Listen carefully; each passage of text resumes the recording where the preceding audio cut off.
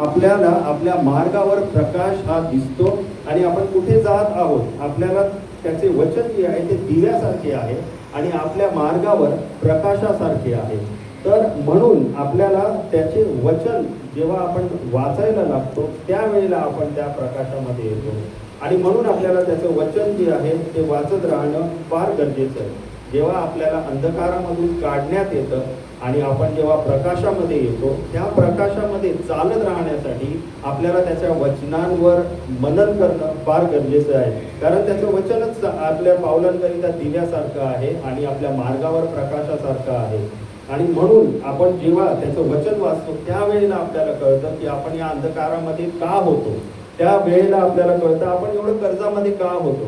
त्यावेळेला आपल्याला कळतं की हे आजार पण माझ्यासाठी नाहीच आहे. त्यावेळेला आपल्याला कळतं चांगली नोकरी कशी मिळेल. त्यावेळेला कळतं प्रार्थनेचं जीवन कसं असायला पाहिजे. आपली प्रार्थना बदलते, आपलं बायबलचं वाचन बदलतं, आपलं बोलणं बदलतं, आपले विचार बदलतात, आपलं चालणं बदलतं. आपण इतरांपासून वेगळे व्हायला लागतो. का तर त्याचं वचन आपल्या मार्गावर प्रकाश टाकायला लागतं. आपण त्याच्या अंधकारामध्ये होतो तसं आपलं वागणं नसतं, तसं आपलं बोलणं नसतं आणि म्हणून त्याचं वचन आपल्याला बदलत जातं. जसं जसं आपण वचन वाचतो आपल्याला कळतं त्याच्या राज्यामध्ये योग्य पेरणी केल्यावर आपलं फायनान्शियल ब्लेसिंग जी आहे ते डोर्स ओपन होतात. आपल्याला कळतं कर्जामधून मुक्ती कशी होते. आपल्याला कळतं की योग्य खर्च कसा करायचा. आपल्याला कळतं हे लोक ज्यांच्याबरोबर मी वेळ घालवतो माझी संगती बरोबर नाहीये. हे लोक जे गोष्टी बोलतात ते वचनाच्या विरुद्ध आहे, ह्या उलट गोष्टी आहेत. तर ह्या कॉन्व्हर्सेशनमध्ये या डिस्कशनमध्ये मी नसायला पाहिजे. तर अशा गोष्टी जेव्हा आपण वचन वाचतो त्यावेळेला आपल्या जीवनामध्ये प्रकाश आणतात आणि प्रकाश जो आहे तो अंधकारामध्ये नाही राहू शकत. प्रकाश अंधकारापासून वेगळा असतो. जे अंधकारामध्ये असतात त्यांना प्रकाश जो आहे तो दिसतो. म्हणून पुढचं वचन आपण वाचूया. मत्तय याचा 5वा अध्याय 14वं वचन. मत्तय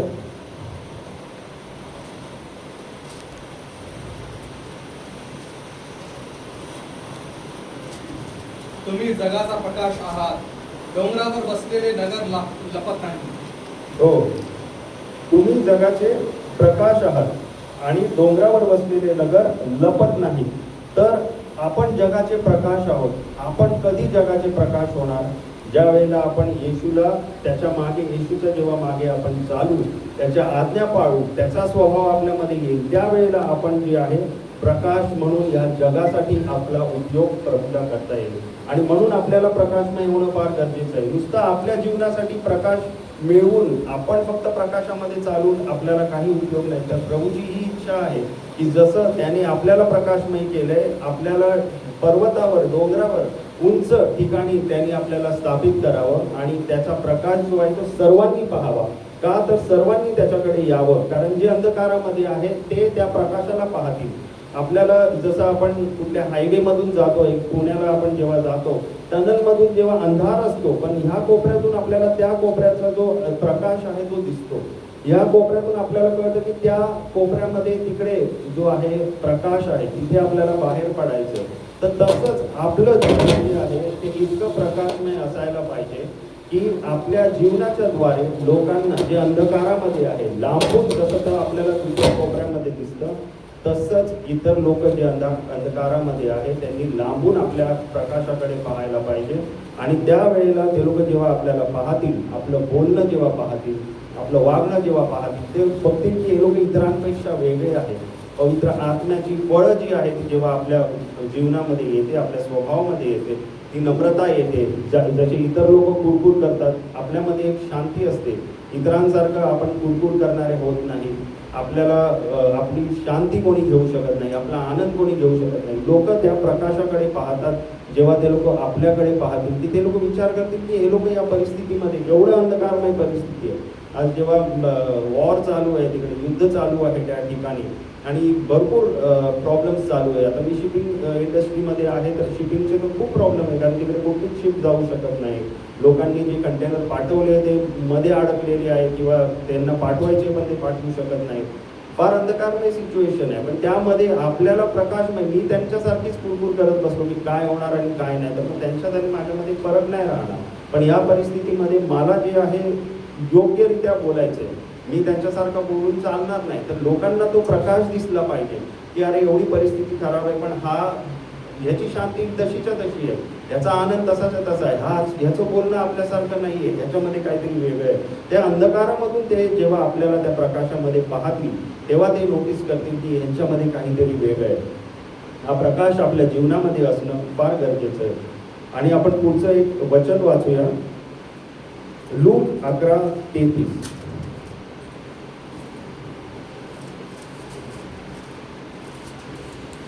लूक याचा 11वा अध्याय. दिवा लावून तळघरात किंवा मापाखाली कोणी ठेवत नाही, तर आत येणाऱ्यांना उजेड दिसावा म्हणून देवघरावर ठेवतो.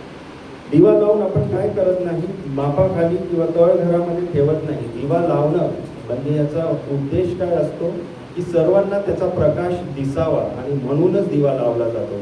आपलं जीवन जेव्हा येशूमध्ये प्रकाशमय होतं तेव्हा येशूची ही इच्छा आहे की आपला प्रकाश इतरांनी पाहावा, जे अंधकारामध्ये आहे त्यांना. जे इथे पुढे काय म्हटलेलं आहे, तर आत येणाऱ्यास उजेड दिसावा म्हणून दिवखणीवर ठेवतो. हे आत येणाऱ्या म्हणजे कसं आहे की जे दरवाजा असतो, आपण आपल्या दाराबाहेर पण काय करतो, बल्ब लावलेला असतो बऱ्याच वेळा. का तर ज्यांना आपल्या घरापर्यंत यायचंय तर अंधारामध्ये त्यांना कळणार नाही दरवाजा कुठे आहे, कडी कुठे आहे, बेल कुठे आहे, काय ठोकायचं. तर अंधारामध्ये असल्यामुळे त्यांना नाही कळणार दरवाजा कुठे, कसं आपल्या घरापर्यंत यायचं, म्हणून आपण बल्ब बाहेर लावतो. तसंच येशू जो दरवाजा आहे, पुढचं वचन आपण वाचू की योहान याचा 10वा अध्याय आणि 9वं वचन. मी दार आहे, माझ्याद्वारे कोणी आत जाईल तर त्याला तारण प्राप्ती होईल. तो आत येईल व बाहेर जाईल आणि त्याला खाण्यास मिळेल. हो, इथे म्हटलेलं आहे मी दार आहे. येशू हा दार आहे. कसलं दार आहे, तारण प्राप्तीचं दार आहे. तो जो त्या दाराच्या आत जाईल त्याला तारण प्राप्ती होईल. पण लोकांना आज येशू हे दार कुठे आहे हे माहितीच नाही. अंधकारामध्ये ते लोकांना नाही दिसत. तो प्रकाश जेव्हा आपला प्रकाश ते लोक पाहतात तेव्हा आत येणाऱ्यास, त्या दारापर्यंत येणाऱ्यास आपला प्रकाश लोकांना दिसला पाहिजे, आणि आपण येशूपर्यंत लोकांना घेऊन आलो पाहिजे त्या प्रकाशामध्ये. आणि म्हणून इकडे म्हटलेलं आहे की आत येणाऱ्यास आत जाईल त्याला तारण प्राप्ती होईल. तो आत येईल व बाहेर जाईल आणि त्याला खावयास मिळेल. तर त्या दारापर्यंत आपल्याला येशूपर्यंत लोकांना घेऊन यायचं. तर आपलं जीवन असं असायला पाहिजे की कोणीतरी आपला प्रकाश पाहून त्या दारापर्यंत पोहोचला पाहिजे, येशूपर्यंत पोहोचला पाहिजे, तारण प्राप्ती त्याला झाली पाहिजे आणि स्वर्गाचं राज्य त्याला मिळालं पाहिजे. कारण लोकांना आज येशू फक्त एक प्रभू आहे, तो त्याचं क्रूसावर मरण झालं, तिसऱ्या दिवशी मेलेल्यातून उठला, हे एवढंच माहिती आहे. पण तो का, त्याचा उद्देश काय होता, पापांची क्षमा काय आहे आणि उद्धार कसा मिळतो, तारण प्राप्ती कशी होते, हे लोकांना अजून माहिती नाही. आपल्याद्वारे आपला प्रकाश त्यांना त्या दारापर्यंत घेऊन आला पाहिजे. आणि म्हणून आपलं जीवन हे प्रकाशमय असणं फार गरजेचं आहे. आणि जेव्हा आपण प्रकाशमय जीवनामध्ये चालतो तेव्हा लोक आपल्या त्या प्रकाशाकडे पाहून येशूपर्यंत पोहोचतील. हा प्रकाश येशूपासूनच येतो, कारण तो जगाचा प्रकाश आहे.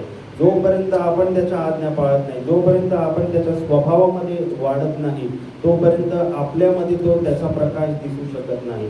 आणि एक वचन शेवटचं आपण वाचूया, 1 योहान याचा 2रा अध्याय 9 ते 11.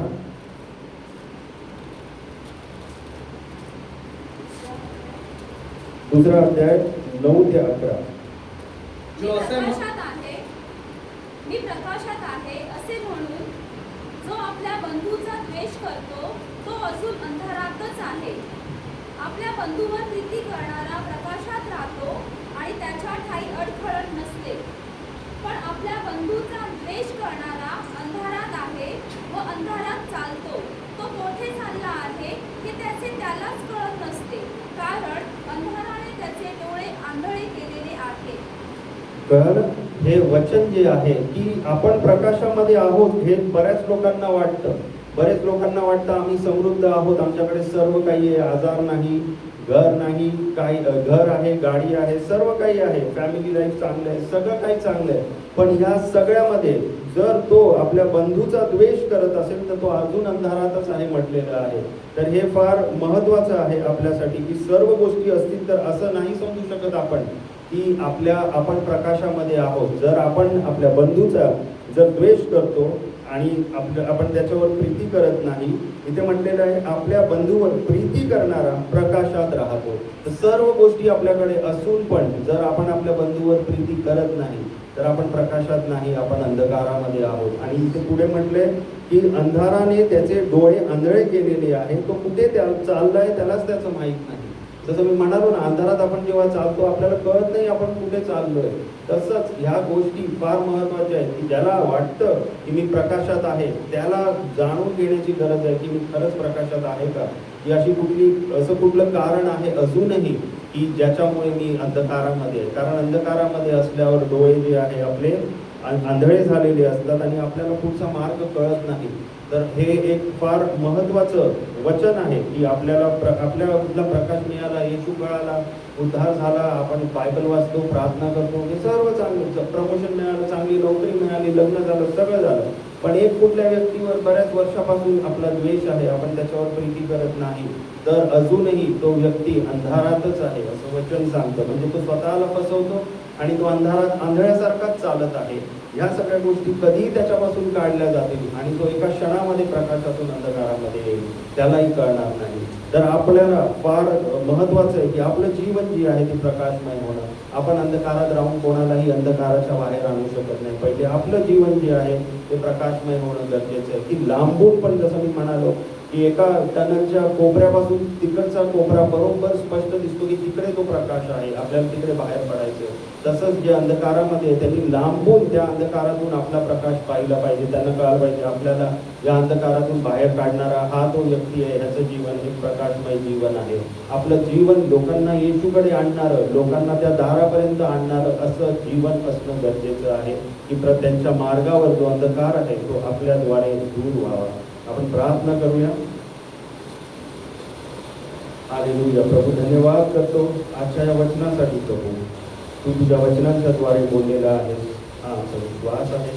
प्रभू मी आज इथे उपस्थित असलेल्या आणि ऐकणाऱ्या सर्वांच्यासाठी मी मागत आहे की प्रभू तो प्रकाश आमच्या जीवनावर येऊ दे. प्रभू आज आताही प्रभू जर असं कुठलंही अशी कुठली गोष्ट असेल प्रभू जी आम्हाला अंधकारामध्ये ठेवत असेल प्रभू आणि आम्हाला वाटत असेल आम्ही तुझ्या प्रकाशामध्ये आहोत, तर प्रभू आम्हाला तू सांग, आमच्याशी तू बोल तुझ्या वचनाच्या द्वारे प्रभू तो प्रकाश आमच्या जीवनामध्ये येऊ दे प्रभू.